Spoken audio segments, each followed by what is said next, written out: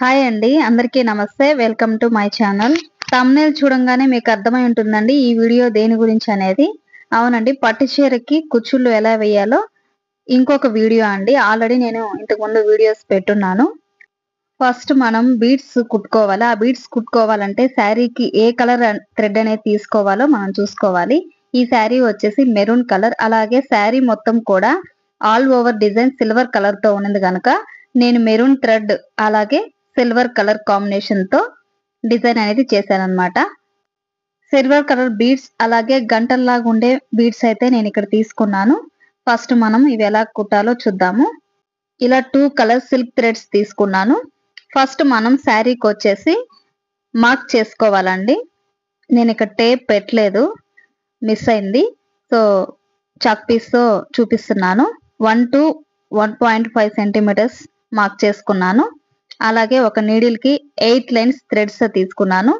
First నేను needle లోకి గంట తీసుకొని అలాగే సిల్వర్ కలర్ బీడ్ తీసుకున్నాను. ఇప్పుడు మనం ఈ బీడ్స్ అనేది శారీకి ఫస్ట్ వచ్చేసి థ్రెడ్ తో టై వేసుకోవాలి. టై వేసుకున్నప్పుడు అక్కడ 2 టైమ్స్ వేసుకోండి, అప్పుడే థ్రెడ్ అనేది స్ట్రాంగ్ గా ఉంటుంది.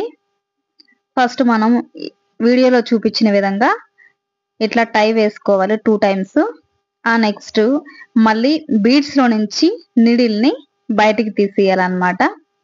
అప్పుడు మనకి ఎక్కువ థ్రెడ్ అనేది అక్కడ వస్తుంది అన్నమాట.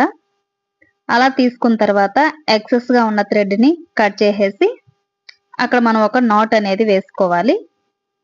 అప్పుడు మనకి బీడ్స్ అనేది యువతలకు రాకుండా ఉంటాయన్నమాట.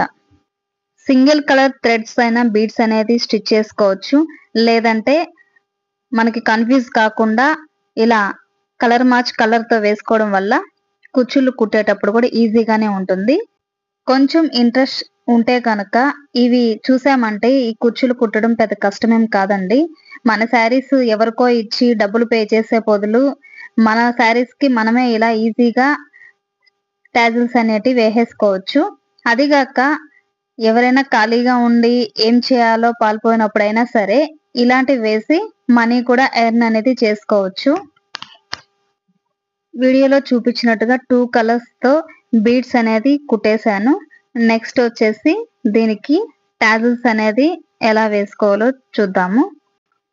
టాజిల్స్ డిజైన్స్ యూట్యూబ్ లో చాలా డిజైన్స్ ఉన్నాయండి. మన దగ్గర అవైలబుల్ లో ఏ బీడ్స్ అయితే ఉంటాయో వాటిని మనము ఇవి చూస్తే ఒక ఐడియా ప్రకారము కుట్టేసుకోవచ్చు అన్నమాట. ఈ విధంగా నేనైతే శారీ మొత్తం కూడా బీడ్స్ అయితే ఫస్ట్ కుట్టేశాను అన్నమాట.